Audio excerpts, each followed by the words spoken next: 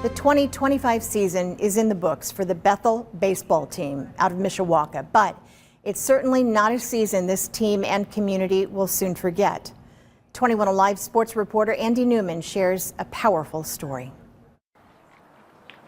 Bethel sophomore and Wabash native Andrew Dillon found a love for baseball right off the bat. I've loved baseball since I was a little kid. I was always out in the backyard playing, and it was my dad that really instilled that into me. Andrew never gave up on his devotion to the game and eventually earned a spot here at Bethel, but always loved one part of baseball the most. It's really the team aspect of it. I love hanging out with these guys especially, and just being a part of something bigger than myself. On February 14th, the term baseball, which Andrew had associated with love and family for so much of his life, became intertwined with a word no one wants to hear.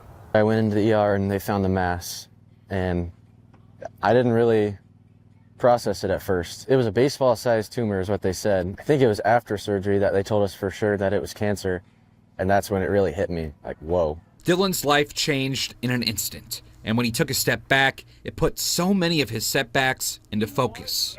I was still coming to practices in January, February, and I was struggling to time up a fastball off the machine. I was wondering why I wasn't hitting as well as I normally would. Well, because I had a baseball inside my head. After the diagnosis, doctors successfully removed most of the first ever unwanted baseball in Andrew's life. When he finally woke up, support from all around Indiana flooded in. When I first got my phone back after surgery, it didn't even work with all of the messages and all the notifications I had. All the support from the Bethel community and Wabash has been pretty crazy. Dillon started his first rounds of radiation and daily chemo soon after to fight the remaining cancer, but despite everything, and with the community on his side, his devotion to baseball and his team never wavered. I was ready to get back out on the field as soon as possible. No place I'd rather be. I remember coming here and taking some swings off the tee, and it felt like I'd never picked up a bat before. The sophomore worked hard, and just over a month later, despite actively going through chemo and radiation,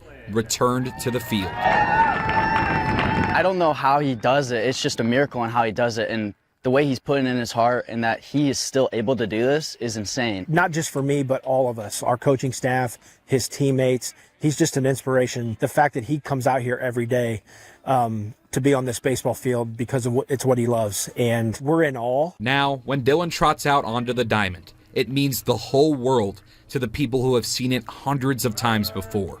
His parents, Brian and Michelle. No day is promised, and every time we see him out on the field or every visit I have with him is more special than the next. He's where he's at because of his faith, and I just wish I was as strong as he is.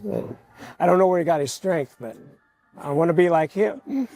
Through it all, the shock, the surgery, the continued chemo and radiation, the practices, and the games, Dillon found an understanding that will influence the rest of his life. I learned not to take anything for granted.